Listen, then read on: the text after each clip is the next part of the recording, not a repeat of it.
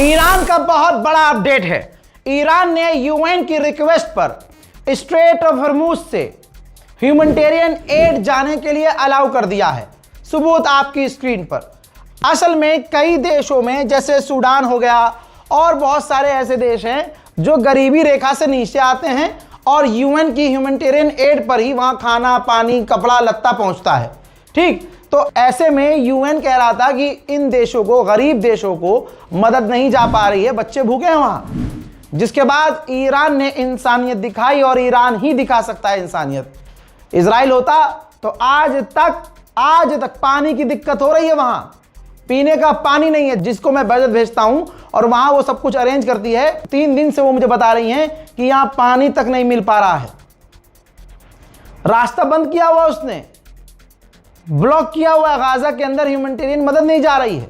लेकिन ये ईरान है, ईरान ने देखा अच्छा बच्चे भूखे हैं, बच्चे प्यासे हैं, तो उसने अलाउ कर दिया है। काफी दिन पहले एक टैंकर को ईरान ने निशाना बनाया था, वो थाईलैंड का टैंकर था। उसकी हालत ऐसी हो गई है कि वो खाली कर दिया गया है और समंदर में वो कश आइलैंड के आसपास डोल रहा है, जिसकी तस्वीर अब ये आई है, ध्यान से देखिए। जी हाँ, ये थाईलैंड का टैंकर था। किसी को भी अगर कोई गलतफहमी है तो स्ट्रेट ऑफ हॉर्मुज क्रॉस करके देख ले या क्रॉस करने की कोशिश कर ले। लगातार ईरान की जो बात नहीं मान रहा है, उन टैंकरों को ईरान उड़ा रहा है। देखिए, स्ट्रेट ऑफ हॉर्मुज बंद है तो सऊदी अरब ने सालों पहले एक पाइपलाइन बिछाई थी। यानी मान लीजिए कि ये स्ट्रेट ऑफ हॉर्मुज है और यहां से सारे गैस तेल निकल रहे हैं।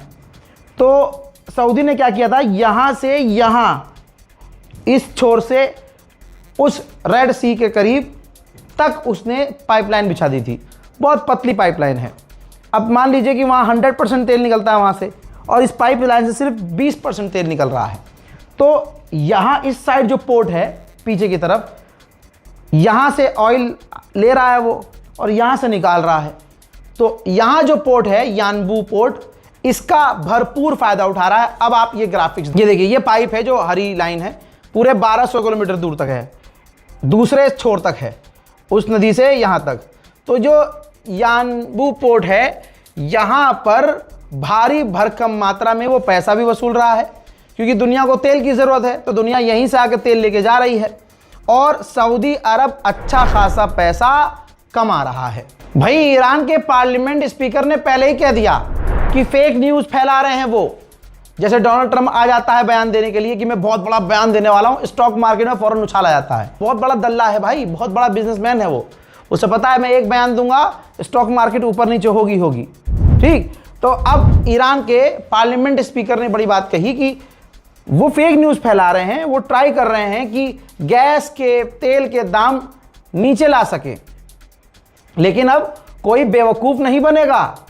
असली जो दाम है जो हमने तय किए हैं वो आपके सामने जल्द आएंगे। उनको क्या लग रहा है वो पावरफुल हैं, उन्होंने बहुत स्मार्ट मूव किया है झूठ फैलाकर।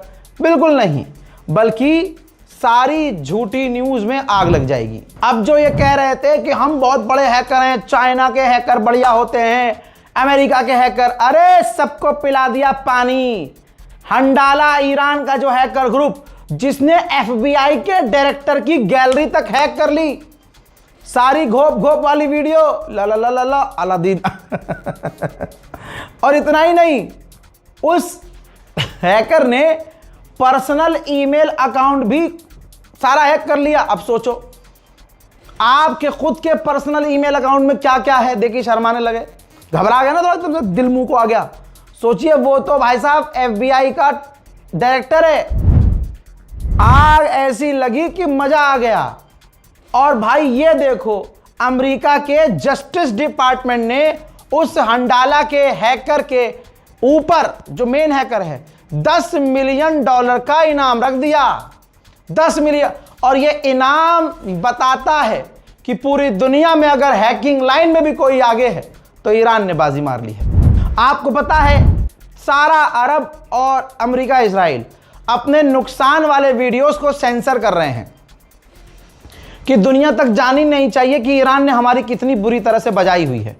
अब ये वीडियो दिखाने वाला हूं। ये अरामको कंपनी के ऊपर जब ईरान ने हमला किया था तो सऊदी अरब में, तो इतनी तगड़ी तबाही मची थी कि कई घंटे तक पूरा आसमान काला ही काला था। देखिए या सातिर या सातिर शुफ कैफ हरीक तबन हद या सातिर या सातिर शुफ कैफ हरीक तबन हद। अल्लाह अकबर। उधर अमेरिकन एनवॉय ने कहा है कि हमें ऐसा लगता है कि इस हफ्ते ही ईरान से मुलाकात होगी। अबे भैया सुनो, जब ईरान चाहेगा तब मुलाकात होगी। बोलने के लिए तुम रोज बोलते हो और आधे घंटे के बाद तुम्हारे स्टेटमेंट चेंज हो जाते हैं। लीजिए, जैसा ईरान ने कहा और मैं बार बार ट्रैक करके आपको बता रहा हूं, वही हो रहा है। तेल के दाम फिर से बढ़ गए हैं, $112 प्रति बैरल पहुंच चुका है और ये दाम अभी और बढ़ेंगे। डोनाल्ड ट्रंप ने इसी को नीचे लाने के लिए कहा था कि मैं बहुत जल्दी बड़ा बयान देने वाला हूं, स्टेटमेंट दूंगा ताकि तेल के दाम घटें। लेकिन दुनिया इस खेल को अब समझ रही है। भाई ये आदमी जब आता है, मतलब मान के जाओ पूरी दुनिया को पैंट में मुतवा के जाता है। अब IRGC के इस स्पोक पर्सन ने कहा है कि हमने मिडिल ईस्ट में अमेरिका के तमाम एयर डिफेंस सिस्टम को फेल करके मिसाइल दागी है टैंकरों के ऊपर और हमने तमाम मिडिल ईस्ट में अमेरिका के ठिकानों को निशाना बनाया और अभी तक तो हमने न्यू टैक्टिक इस्तेमाल ही नहीं की, अब तो पुराने स्टाइल में लड़ रहे हैं हबीबी। ईरान ही कहते हैं। अब सुनिए, रशिया भी मजे ले रहा है। रशिया ने ऐलान किया है कि हम अपना तेल और गैस बेचना बंद कर रहे हैं। यह रशिया जानबूझ के कर रहा है। ससुर ने दबा के पैसे कमा लिए, अब दुनिया को परेशान करेगा। ईरान और रशिया मिलकर, दोनों भाई मिलकर बजा रहे हैं पूरी दुनिया की। भैया तेल और गैस दोनों। ईरान ने क्या कहा, जब अमेरिका ने बैन हटाया तो ट्रंप ने कहा कि अब तुम अपना तेल बेच सकते हो। तो ईरान ने कहा ओ चल हट सुगर हट, किन्ने का हमारे पास तेल है, हमारे पास कोई तेल वेल नहीं बे, हमारा तेल तो खलास खत्म है, जिसको बेचना हम बेचते रहते हैं, तेरे से पूछेंगे क्या, चल बे चल। ठीक है, अब रशिया भी यही कर रहा है। रशिया कह रहा है कि भाई पहले पैसे कमा लिए, खूब दबा के पैसे कमाए रशिया ने, और अब रशिया कह रहा है कि हम 1 अप्रैल से 31 जुलाई तक अपना एक्सपोर्ट पूरी तरह से बंद कर रहे हैं। अमेरिका इजराइल के पसीने छूट रहे हैं, पूरी दुनिया के पेट में दर्द हो रहा है कि भाई ये ईरान कैसे लड़ रहा है, ये कैसे लड़ रहा है ईरान। उधर ये तस्वीर देखिए, रशिया ने अजरबैजान के रास्ते ईरान को 313 टन ह्यूमैनिटेरियन मदद पहुंचाई है।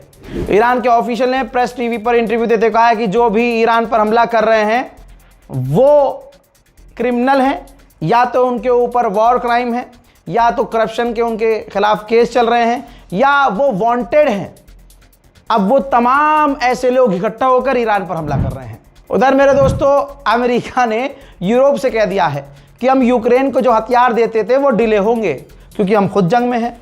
बस इसी बात पे रशिया बिस्मिल्लाह पढ़ के ज़ेलेंस्की को जेब में रख के थोड़ा प्यार से सामने रूस ले जाकर आराम से ढंग से एकदम तेल लगा के बात कर ले कि क्या चाह रहा तू। हजरात, पेंटागन के ऑफिशियल ने हक दिया है 800 से ज्यादा अब तक ईरान के ऊपर अमेरिका बमबारी कर चुका है। कौन सी मिसाइल दाग चुका है? टोमाहॉक। 800 से ज्यादा टोमाहॉक। तो पेंटागन ने चिंता व्यक्त की है कि इतने टोमाहॉक यूज कर लिए हैं, ससुरो खत्म हो रहा है मिसाइल। कर क्या रहे हो, हासिल भी कुछ नहीं हो रहा है। हजरात, इस रिपोर्ट को जल्दी शेयर कीजिए। मुझे पता है आप लोग सो रहे हैं और जो देख रहे होंगे सुबह देख रहे होंगे। हेलो भाई, गुड मॉर्निंग, सलाम अलैकुम। तुम सो रहे थे, हम जाग रहे हैं। 28 दिन से जाग रहे हैं, लगातार काम कर रहे हैं। कम से कम दिन में भी जागा करो तो पुरानी भी सारी वीडियो देख लिया करो। फिलहाल के लिए इस रिपोर्ट में इतना ही। जय हिंद।